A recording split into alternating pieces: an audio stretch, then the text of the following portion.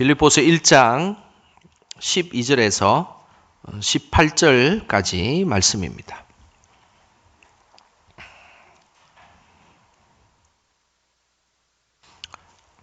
빌립보서 1장 12절에서 18절까지 말씀 한 목소리로 말씀 읽겠습니다. 형제들아, 내가 당한 일이 도리어 복음 전파의 진전이 된 줄을 너희가 알기를 원하노라. 이러므로 나의 매임이 그리스도 안에서 모든 시윗대 안과 그 밖의 모든 사람에게 나타났으니 형제 중 다수가 나의 매임으로 말미암아 그 안에서 신뢰함으로 겁없이 하나님의 말씀을 더욱 담대히 전하게 되었느니라. 어떤 이들은 투기와 분쟁으로, 어떤 이들은 착한 뜻으로 그리스도를 전파하나니 이들은 내가 복음을 변증하기 위하여 세우심을 받은 줄 알고 사랑으로 하나 그들은 나의 매임에 괴로움을 더하게 할 줄로 생각하여 순수하지 못하게 다툼으로 그리스도를 전파하느니라. 그러면 무엇이냐? 그치레로 하냐? 참으로 하나? 무슨 방도로 하든지 전파되는 것은 그리스도니 이로써 나는 기뻐하고 또한 기뻐하리라. 아멘. 오늘도 귀한 기도의 자리에 나오신 우리 성도님들 주님의 이름으로 축복합니다. 우리 옆 사람에게 이렇게 인사했으면 좋겠습니다. 오늘도 승리하셨네요. 이렇게 인사하겠습니다. 예, 이 금요일 밤에 얼마나 유혹이 많습니까? 그죠? 그래서 세상에는 오늘 불금이라고 이야기를 합니다. 불같은 금요일 밤이지만 그 유혹을 이기고 기도에 나오신 우리 성도님 진정으로 하나님 앞에서 승리자이십니다. 우리 성도님들은 요즘 어떤 일에 기뻐하고 계십니까? 저는 요즘 천고마비의 계절인 이 가을에 기뻐하는 것은 체중계에 올라가서 1kg가 빠져 있으면 그만큼 기쁜지 모르겠습니다. 우리가 살아가면서 기뻐하는 일들이 많이 있습니다. 우리 성도님들은 아마 이 자리에서 굳이 말을 하지 않아도 기뻐하는 것들이 아마 한두 가지 정도는 아마 있을 것입니다. 기도의 사람이었던 사도 바울은 오늘 본문에 기뻐하는 일이 있다라고 고백하고 있습니다. 그 기뻐하는 일이 무엇인지 18절에 이렇게 고백하고 있습니다. 우리 18절 같이 함께 읽어보겠습니다. 그러면 무엇이냐? 그치레로 하나 참으로 하나 무슨 방도로 하든지 전파되는 것은 그리스도니 이로써 나는 기뻐하고 또한 기뻐하리라. 오늘 사도 바울은 무엇을 기뻐하고 있다라고 말씀하고 있습니까? 그것은 그리스도가 전파되는 일에 기뻐하고 있다라고 고백하고 있습니다. 사도 바울에게도 살아가면서 많이 기뻐할 일들이 얼마나 많이 있었겠습니까? 그죠? 우리가 살아가면서 이것도 기쁜 일이 있고 저것도 기쁜 일이 있지 않습니까? 그런데 오늘 사도 바울은 복음이 전파되는 것에 대해서 기뻐한다라고 그렇게 고백하고 있습니다. 그것은 사도 바울의 삶의 중심이 복음적인 삶의 중심이었고 그리고 그의 삶이 가장 중요한 것은 바로 복음을 전하는 것이 가장 중요하기 때문에 그 복음이 전파되는 그것이 자신의 삶에 매우 기쁜 일임을 말씀하고 있습니다. 우리는 복음이 전파되고 예수님을 믿지 않는 사람이 예수님을 믿게 되는 것에 대해서 우리는 기쁨이 있습니다. 실제로 그런 기쁨이 있으시죠? 저는 우리 성도님들이 세상의 그 어떤 기쁨보다 복음이 전해지고 구원의 열매가 맺히는 것에 기뻐하는 저와 여러분 되시기를 주님의 이름으로 축복합니다. 이번에 인도 선교를 통해서 복음 전파의 기쁨을 많이 느끼고 왔습니다. 특별히 인도 선교를 잘하고 있는 단체가 선교단체가 있는데 GAP라는 선교단체입니다. 그 시카고 뉴라이프 교회에서 처음으로 이제 시작되었는데 저희들도 한국의 나사렛 교회와 함께 이 단체를 통해서 선교를 하게 되었습니다. 이 GAP라는 선교 사역은 매우 아주 심플합니다. 복음을 전하는 방식은 자신의 개인의 간증을 하고 그리고 나서 복음을 제시하고 그리고 현지 사역자가 사역일을 전하게 되고 그리고 나서 결단하는 사람들에게 세례를 주고 그리고 그곳에서 크리스찬 리더를 세우는 일입니다. 그래서 오지를 들어가서 그곳에 가서 복음 전하고 그리고 그곳에서 크리스찬 리더를 세우고, 그리고 그 리더가 세워지는 것을 이제 현지 사역자들이 관리하는 방식으로 복음이 전파됩니다. 이 갭이라는 선교 사역에서 매우 중요한 것은 현지 사역자를 세우는 것입니다. 현지 사역자를 세우는 것은 너무너무 중요한 일입니다. 우리 그 대부분의 외국 선교인 경우에는 외국 선교사들이 그곳에 가서 그 선교사가 중심으로 그 사역들을 하다 보니까 이번 코로나와 같은 문제가 생기면 외국인들이 추방되지 않습니까? 그러면 선교가 멈추게 되어 있습니다. 그 대표적인 선교가 바로 중국 선교입니다. 중국의 많은 외국 선교사들, 우리나라를 포함한 많은 선교사들이 그곳에 가서 자신의 이름으로 선교를 하다가 이제 다 추방되게 되었을 때 지금 중국 선교가 지금 상당히 위기에 봉착하고 있는 것입니다. 왜냐하면 현지 사역자를 키우지 못하고 외부에서 선교사가 와서 선교를 주도하다 보니까 그런 일이 발생한다는 것이죠. 하지만 인도 선교인 경우에는 현지 인도 사역자들을 세웠기 때문에 코로나 기간에도 여전히 복음이 잘 전파되었고, 그리고 그 3년이라는 인도에 얼마나 많은 사람들이 목숨을 잃었습니까? 그리고 그 인도 역시도 외국인들을 다 추방했는데 그럼에도 불구하고 현지 사역자들이 복음으로 잘 세워졌기 때문에 여전히 그 복음이 아름답게 전해지고 특별히 기하급수적으로 그 복음이 아름답게 자리 잡고 있는 것입니다. 그래서 저는 이 현지 인도 사역자들과 같이 팀을 이루어서 복음을 전하는 사역들을 하고 왔는데, 이 현지 사역자들을 보면서 참으로 궁금한 것이 있었습니다. 인도의 80%가 힌두교를 믿고 있거든요. 그런데 인도 사역자들이 어떻게 복음을 듣게 됐는지가 너무너무 궁금했습니다. 그래서 인도 사역자들이 어떻게 복음을 듣겠는지 궁금한데 말이 안 통했습니다. 그래서 영어를 좀 잘하는 인도 선교사는, 인도 현지 사역자는 그래도 좀 소통이 되는데 영어를 잘 못하는 인도 사역자들은 이게 어떻게 제가 이야기를 해야 될지 되게 난감했습니다. 그래서 제가 핸드폰을 들고 가가지고 구글 앱 통역기를 사용해서 힌디어로, 제가 한국어로 이야기하면 요즘에는 통역으로 힌디어로 이렇게 이야기해 주더라고요. 그래서 제가 핸드폰을 들고 가가지고 물었습니다. 그래서 한국어로 어떻게 예수님을 믿게 됐냐 물어보니까 힌디어로 샬라샬라샬라 이렇게 이야기를 했습니다. 그래서 인도 사역자들의 그 이야기들을 차를 타고 이제 뭐 어떤 경우에는 1시간 반, 좀 많이 갈 때는 2시간 가까이, 유난히 저희 팀은 이렇게 장거리를 가는 일들이 많아서 차를 타고 가면서 제가 계속해서 좀 괴롭혔습니다. 어떻게 예수님 믿게 됐냐, 너무너무 궁금하지 않습니까? 말도 통하지도 않고 그 오지에 살았던 그 사람들이 어떻게 예수님을 믿었는지 너무너무 궁금했습니다. 그래서 제가 이렇게 그 사역자들, 여러 명의 사역자들을 같이 움직이면서 계속 물어봤습니다. 그런데 이제 대부분의 사역자들이 공통적인 것이 있었습니다. 그것은 복음이 들어와서 예수를 믿게 됐는데 그 직전에 자신은 병에 걸려 있었고, 어떤 사람은 뭐 귀신이 쓰이기도 하고, 어떤 사람은 위장병이 있었고, 어떤 사람은 또 뭐 심장에 병이 있었는데 복음을 전하는 사람들이 와서 이 안수 기도를 해주고 나자 그 자리에서 치유의 역사가 일어나서 예수님을 믿게 되었다라는 그 인도 사역자들이 그 5명 중에 4명이 그런 이야기를 했었습니다. 그래서 하나님께서는 이 초창기에 복음을 전하는 곳에 이 치유 사역들을 통해서 복음이 아름답게 전해질 수 있도록 하나님께서 분명한 역사를 보였습니다. 그리고 정인들이 바로 그 인도 사역자들이었습니다.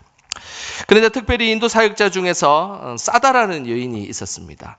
시스터 사다라는 여인인데, 이 여인에게 예수님을 어떻게 믿게 되었냐라고 물어봤는데 그 여인이 이런 이야기를 했습니다. 자신은 산골에 살았고 산속밖에 알지 못하고 다른 세상을 알지 못했는데 어느 날 그 산속에 한국 사람들이 찾아와가지고 이상한 이야기를 하더라는 겁니다. 그 이상한 이야기가 다른 것이 아니라 우리는 죄인이고 그 죄는 예수 그리스도를 통해서 사함을 받을 수 있고 그 예수님 믿으면 천국 갈 수 있다라는 이야기를 듣게 되었다는 거예요.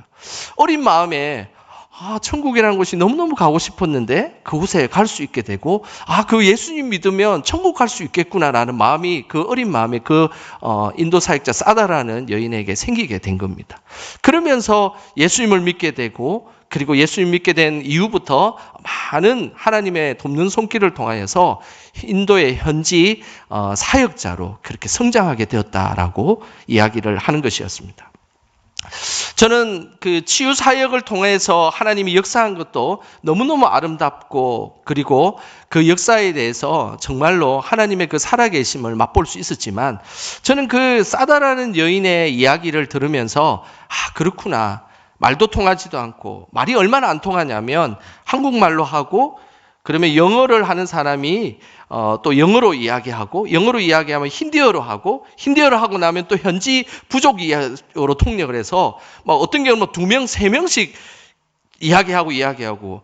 주일에 제가 설교를 하고 왔는데, 저는 한국어로 이야기하고, 영어로 이야기하고, 현지어로 이야기하고, 이렇게 통역해가지고 설교를 그렇게 했었습니다. 그런데 그런 그 언어의 장벽들, 2명, 심하면 3명까지 통역을 릴레이를 연결해야만 그 부족들에게 복음이 전해짐에도 불구하고 그곳에 예수 그리스도의 복음의 능력이 그곳에 임하게 된다는 사실입니다. 우리는 그 예수 그리스도의 복음의 능력에 대해서 기뻐하고 즐거워하는 것, 이것이 믿음을 가진 자의 모습이 되어야 한다는 것입니다. 우리가 전하는 복음에는 능력이 있습니다. 그리고 우리가 전하는 복음에는 사람을 변화시키고 지역과 나라를 변화시키는 실제적인 능력이 있습니다.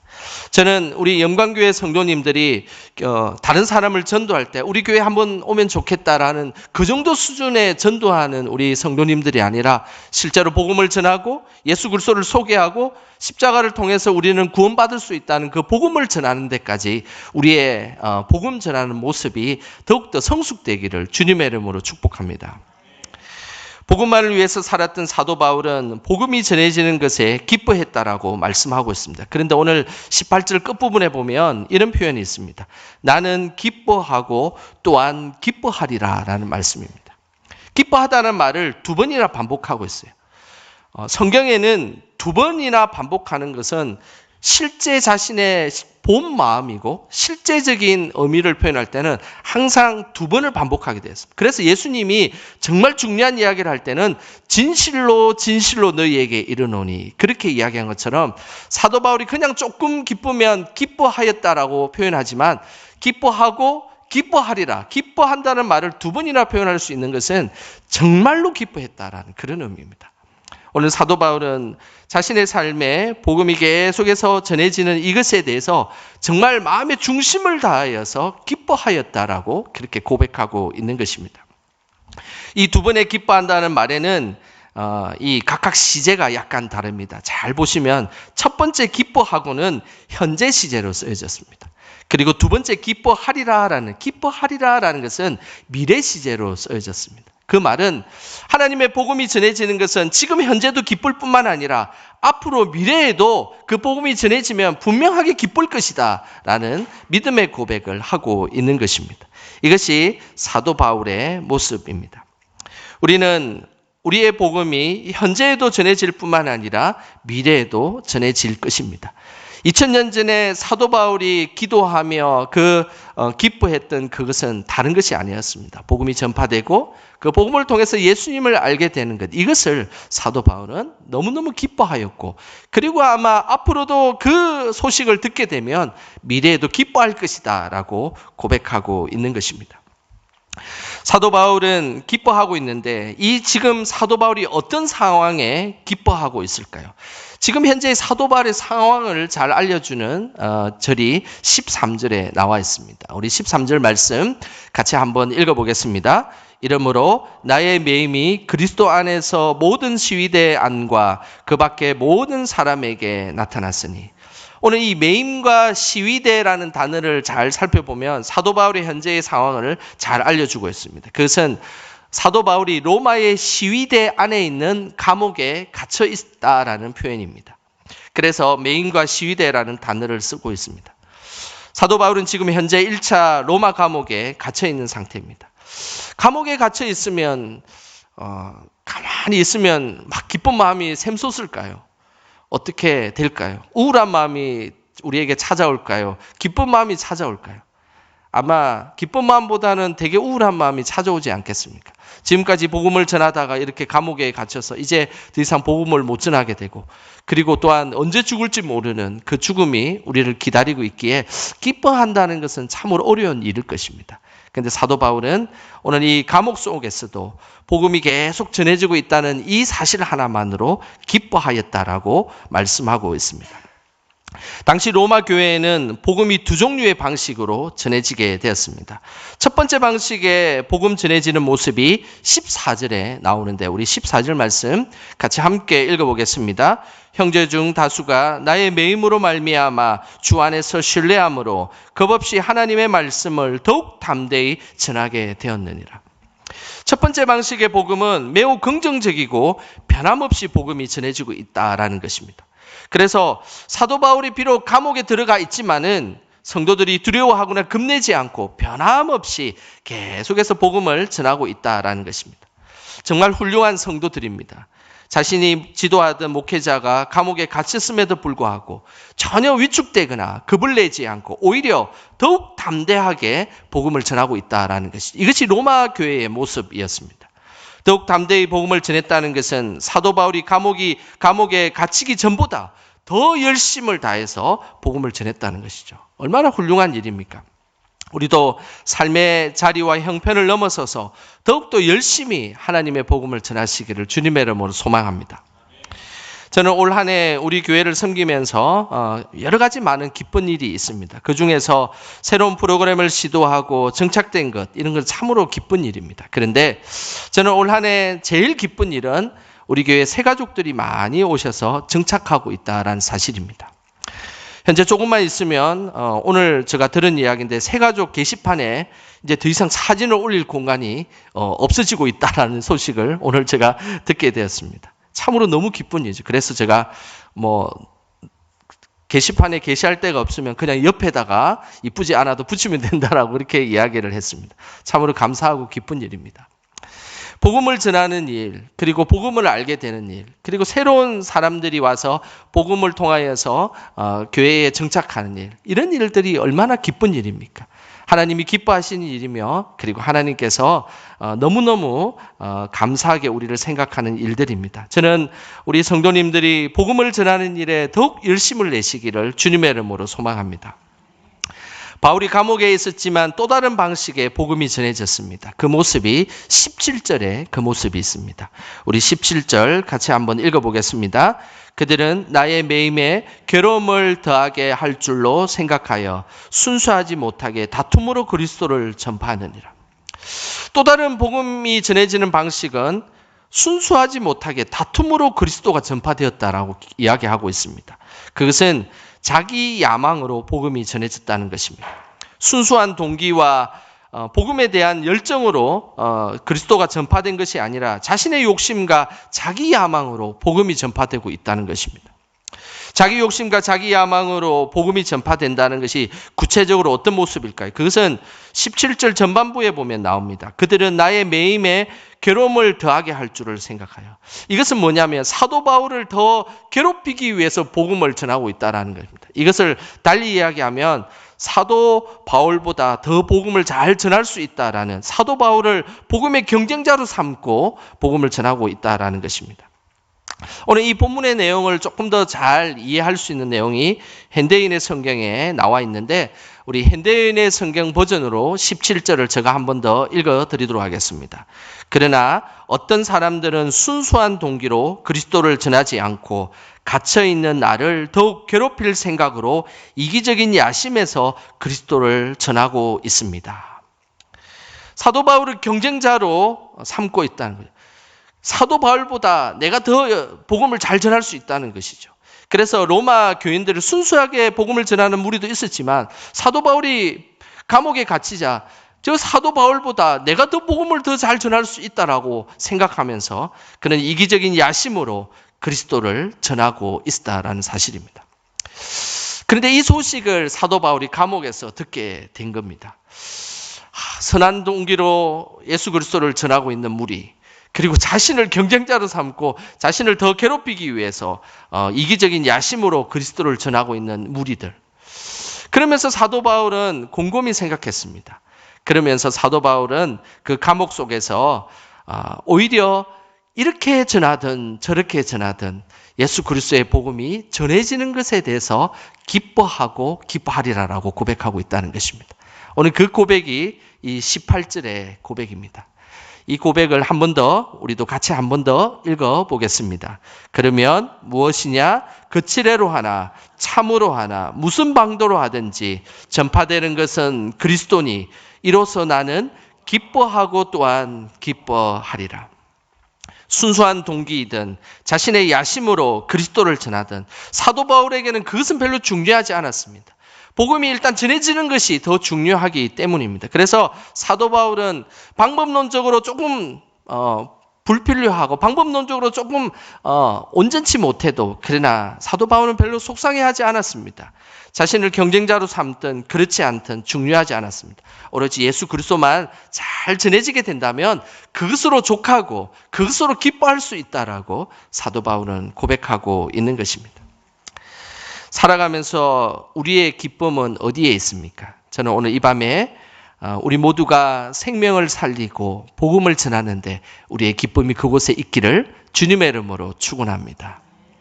이 시간 우리 찬양하면서 하나님께 기도하는 시간 갖겠습니다.